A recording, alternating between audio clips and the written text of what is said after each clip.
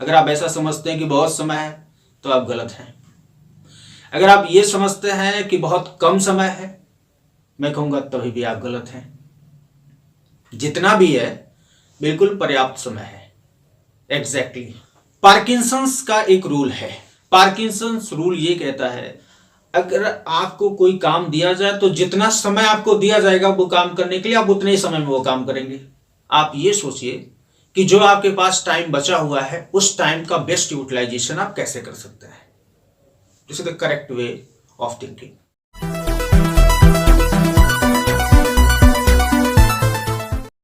So hello students, very welcome to all of you in this new video session.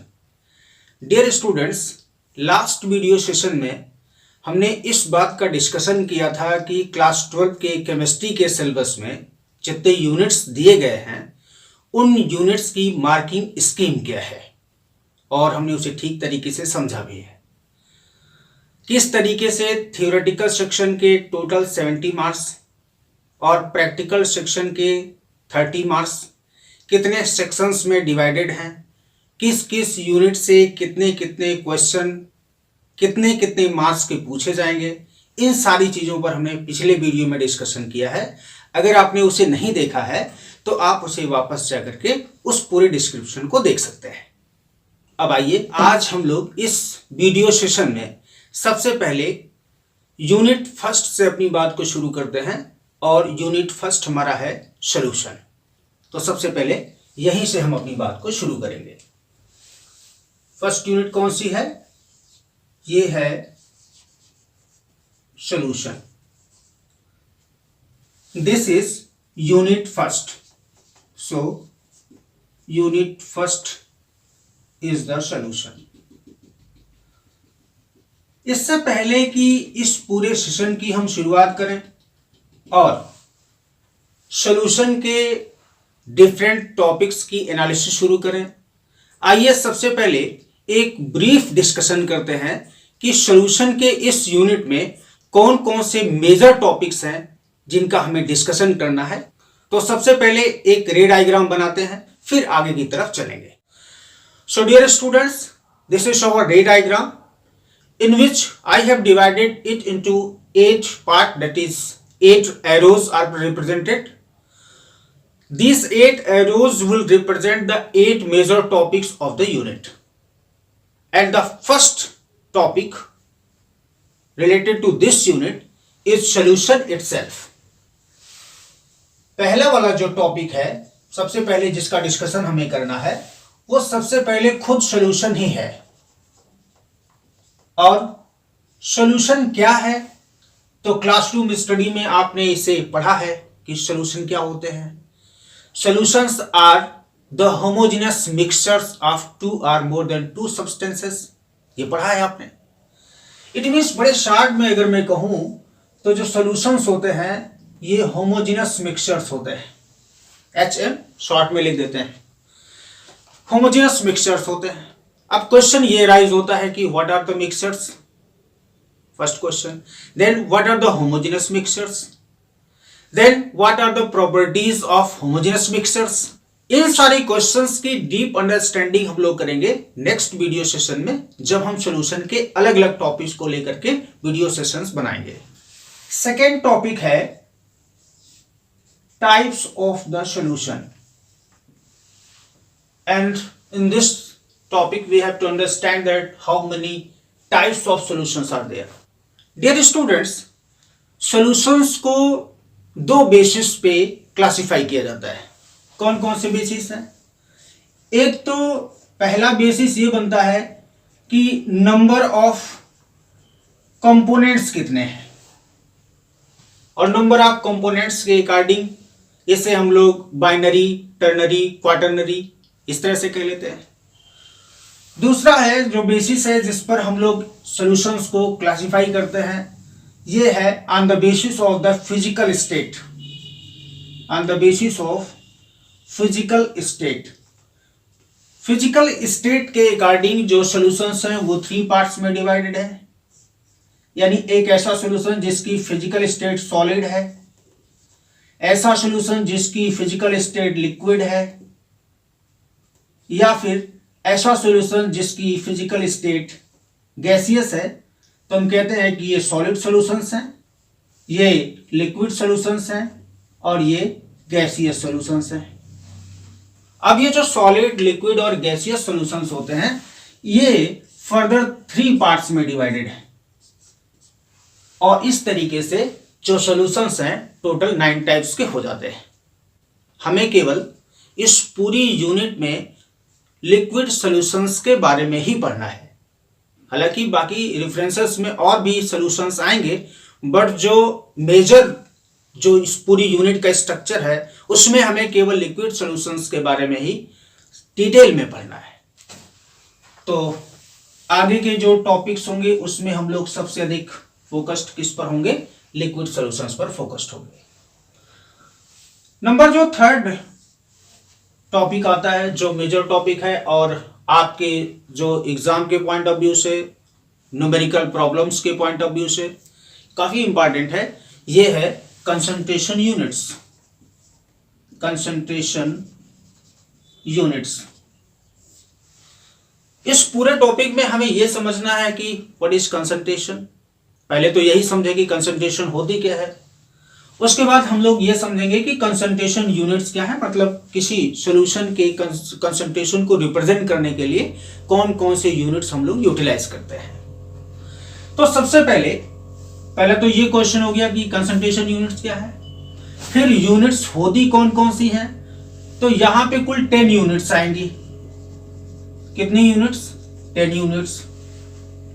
अब ये 10 units कौन कौन सी होंगी, जैसे हमें डिस्कस करना, हालांकि ये टोटल 8 मेजर यूनिट्स होती हैं, जो 8 ज्यादा इंपॉर्टेंट होती हैं, जिसमें कि हम कह सकते हैं कि volume percentage, then mass percentage, then mass by volume percentage, फिर आता है ग्राम पर लीटर कंसंट्रेशन, फिर मोलरिटी, फिर मोललिटी, फिर नॉर्मेलिटी, फिर फॉर्मेलिटी और फिर mole fraction.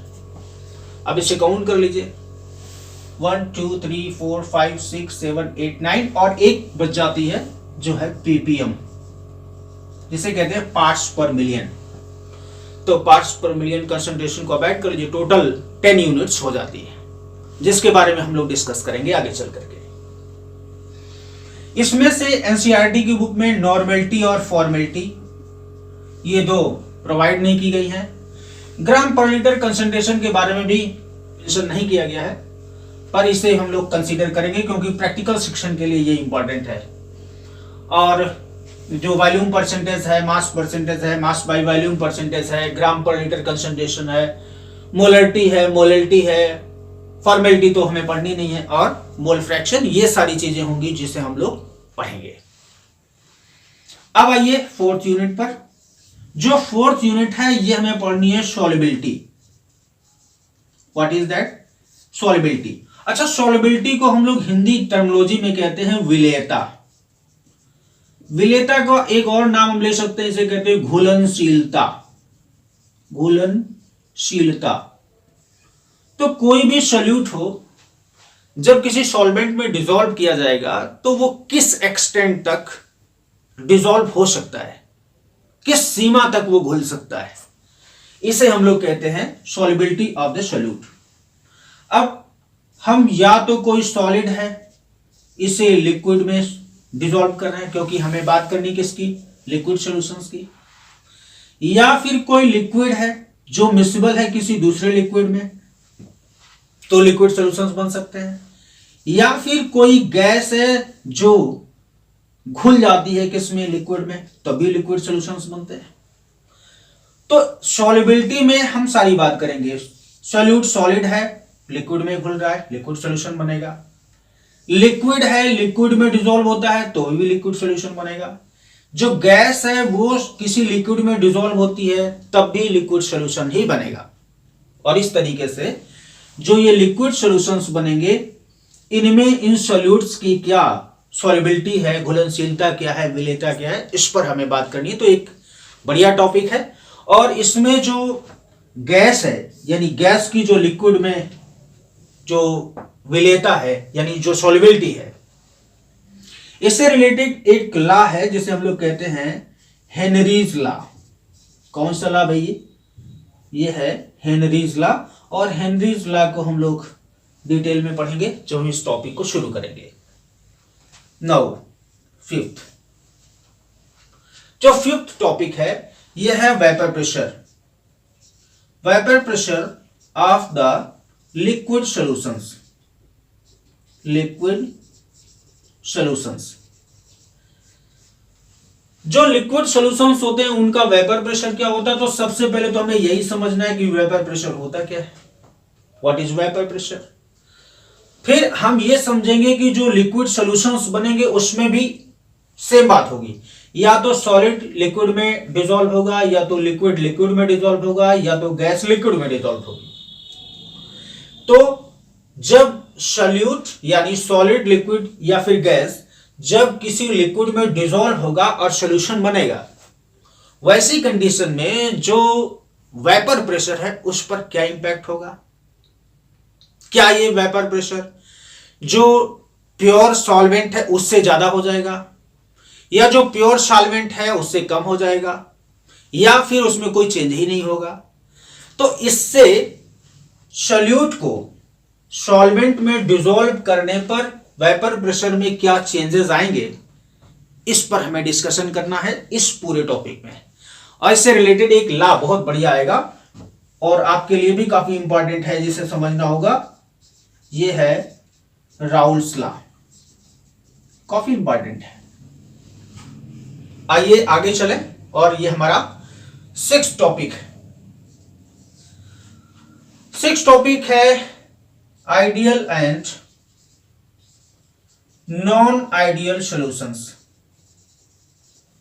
Ideal and non ideal solutions, ये छोटा सा टॉपिक है। इसमें हम समझेंगे कि जो आइडियल सॉल्यूशंस हैं ये क्या होते हैं, जो नॉन आइडियल सॉल्यूशंस होते हैं ये क्या होते हैं। तो ये ज्यादा बड़ा नहीं है, ये तो एक स्मॉल सा छोटा सा टॉपिक आएगा, हालांकि इससे भी क्वेश्चंस आपसे पूछे जाएंगे।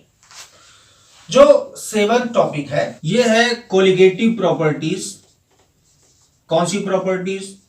Colligative properties and determination of molecular mass. Ma'am millimetre नहीं है, ऐसा नहीं, समझिए इस बात को। तो कोलिगेटिव प्रॉपर्टीज क्या होती है, तो मैं यहां इसकी हिंदी टर्मिनोलॉजी लिख देता हूं। इसे कहते हैं अणुसंख्य गुणधर्म। क्या कहते हैं भाई? अणुसंख्य गुणधर्म। अब कोलिगेटिव प्रॉपर्टीज, या इसे जरा हिंदी में पढ़ के देखिए, आपको ठीक तरीके से समझ में आएगा। अणुसंख्य मतलब जो नंबर ऑफ पार्टिकल्स या नंबर ऑफ मॉलिक्यूल्स पे डिपेंड करती है प्रॉपर्टीज, उनको हम लोग कहते हैं कोलिगेटिव प्रॉपर्टीज। अब इस कोलिगेटिव प्रॉपर्टीज में पहली प्रॉपर्टी आएगी relative lowering of vapour pressure, यानी नंबर ऑफ जो मोल्स हैं सॉल्यूट और सॉल्वेंट के, वो कैसे इंपैक्ट डालते हैं सॉल्यूट को। हमने सॉल्वेंट में डिसॉल्व किया, सॉल्यूशन बना। अब जब सॉल्यूशन बना तो उसका जो वेपर प्रेशर है ये लोअर हो गया, तो relative lowering of vapour pressure, एक तो ये है। दूसरा है elevation in boiling point. Elevation in boiling point. तीसरा आएगा depression in freezing point. Depression in freezing point. इसमें एक और टॉपिक, सब टॉपिक आएगा जिसे हम लोग कहेंगे ऑस्मोसिस।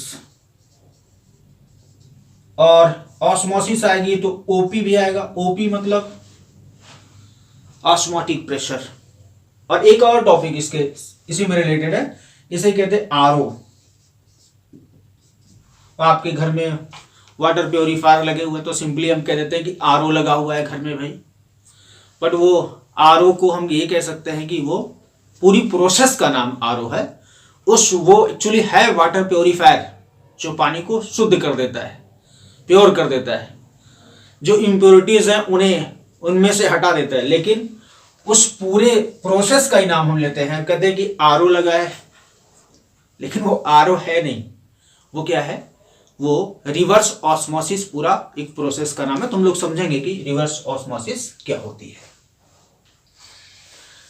तो ये सारे पॉइंट्स हो गए। अब जो 8th पॉइंट है जो लास्ट में हमें पढ़ना है वो है एबनॉर्मल मोलर मास। कौन सा?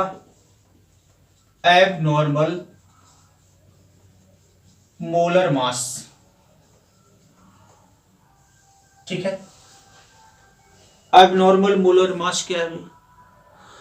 जब हम किसी सॉल्यूट को किसी भी सॉल्वेंट में डिसॉल्व करेंगे तो कुछ मोल सॉल्यूट के होंगे, कुछ मोल सॉल्वेंट के होंगे। अब होना यह चाहिए कि जो टोटल नंबर ऑफ मोल्स हो सॉल्यूशन में वो number of solute plus number of solvent दोनों को मिला दें, number of moles of particles in solution, ये आ जाना चाहिए। पर ऐसा होता नहीं। बहुत बार जब किसी सॉल्यूट को किसी सॉल्वेंट में डिसॉल्व करते हैं तो इस सॉल्यूट की प्रॉपर्टी होती है या तो वो सॉल्वेंट में जाने के बाद या तो ये एसोसिएट कर जाए, यानी आपस में जुड़ जाए, दोनों के जो मॉलिक्यूल्स हैं, जो पार्टिकल्स हैं, वो आपस में जुड़ जाए, एसोसिएट हो जाए। या फिर दूसरी चीज हो सकती है कि ये डिसोसिएट हो जाए। डिसोसिएट जैसे NaCl है। अब आप NaCl को अगर घोलेंगे तो ये Na+ बनेगा और Cl- बनेगा। ये है 1 मोल, यहां गया तो 1 मोल यानी 1 + 1 2 मोल। एक ही मॉलिक्यूल सॉल्यूशन में जाने के बाद डबल हो जाता है। आप समझ रहे हैं मैं क्या कह रहा हूं? और इस तरीके से जो नंबर ऑफ मोल्स है ये डिसोसिएशन की वजह से ज्यादा हो जाते हैं और ये जो एक्सपेक्टेड नंबर ऑफ मोल्स हैं यानी जो मोलर मास है उससे डिफ्लेक्शन शो करता है। तो इसके बारे में हम लोग टोटल स्टडी करेंगे जब हम लोग इसे शुरू करेंगे तो और डिटेल में देखेंगे। ठीक है, तो ये हो गए कुल सॉल्यूशन यूनिट के कुल 8 पार्ट्स। बस इतना ही है। आगे से जब हम शुरू करेंगे तो अलग अलग टॉपिक लेके चलेंगे। पहले हम लोग सॉल्यूशन समझेंगे, फिर टाइप्स ऑफ सॉल्यूशन समझेंगे एक वीडियो सेशन में। कंसंट्रेशन ऑफ यूनिट्स ये एक लंबा टॉपिक है जिसमें कई वीडियो सेशंस हो जाएंगे। सॉल्युबिलिटी लगभग 1 या 2 वीडियो सेशन में कंप्लीट हो जाएगा। जो vapour pressure of liquid solutions हैं इसमें भी कुछ वीडियो सेशंस बनेंगे।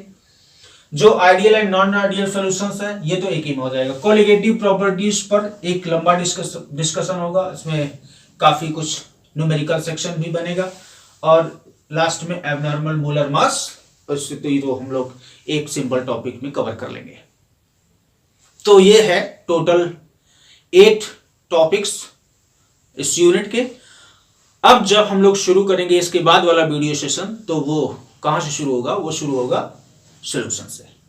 ठीक है, तो चलिए फिर नेक्स्ट इसको हम लोग मिलते हैं अगले वीडियो सेशन में। तब तक अच्छे से प्रिपरेशन करिए एग्जाम की, स्ट्रेस मत लीजिए, बहुत कुछ पॉसिबल है अभी आपके पास। अब ये तो नहीं कह सकते कि बहुत ज्यादा समय है। अगर आप ऐसा समझते हैं कि बहुत समय है तो आप गलत हैं। अगर आप ये समझते हैं कि बहुत कम समय है, मैं कहूंगा तभी भी आप गलत हैं। जितना भी है बिल्कुल पर्याप्त समय है। एग्जैक्टली ठीक से पढ़ाई करिए, स्ट्रेस मत लीजिए एग्जाम का। पार्किंसंस का एक रूल है, और पार्किंसंस कौन से थे तो इससे डिटेल में नहीं जाएंगे, आप गूगल करके इसको देख सकते हैं। पार्किंसंस रूल ये कहता है कि जो हमारी नौकरशाही है या जो हमारी जो पार्लियामेंट्री जो हमारा जो पार्लियामेंट्री सिस्टम है या जो हमारी ब्यूरोक्रेसी है या फिर जो हमारा ऑफिशियल ब्लॉक है, ये इसमें वर्किंग टाइम का एक्सपेंशन होता है। यानी कहने का मतलब यह है कि अगर आपको कोई काम दिया जाए तो जितना समय आपको दिया जाएगा वो काम करने के लिए आप उतने ही समय में वो काम करेंगे। अगर कम समय मिला तो कम समय में कर देंगे, ज्यादा समय मिल गया तो ज्यादा समय तक करते रहेंगे उसको, लेकिन कंप्लीट करेंगे उसी टाइम इंटरवल में। जैसे अगर एक काम को करने के लिए आपको 1-2 साल दे दिया जाए तो 2 साल तक आप वो काम करते रहेंगे, 2 साल में कंप्लीट होगा। वही काम अगर आपको ये कहा जाए कि इसको 6 महीने में कंप्लीट करना है तो आप 6 महीने में भी कंप्लीट कर देंगे। तो एक्सपेंशन होता है टाइम का। बोर्ड एग्जाम में अभी काफी टाइम बचा हुआ है, तो जितना भी समय आपके पास बचा हुआ है वो समय पर्याप्त है, सफिशिएंट टाइम है, ये ना कम है ना ज्यादा है। तो अगर आप ये सोचते हैं कि बहुत टाइम है तो गलत हो। ये सोचते हो कि बहुत कम समय है, आप क्या करें, डिप्रेस हो जाओगे। आप ये सोचिए कि जो आपके पास टाइम बचा हुआ है उस टाइम का बेस्ट यूटिलाइजेशन आप कैसे कर सकते हैं। This is the correct way of thinking. So मिलते हैं नेक्स्ट वीडियो सेशन में, और तब तक कीप रीडिंग, कीप राइटिंग और expand your knowledge, don't take stress.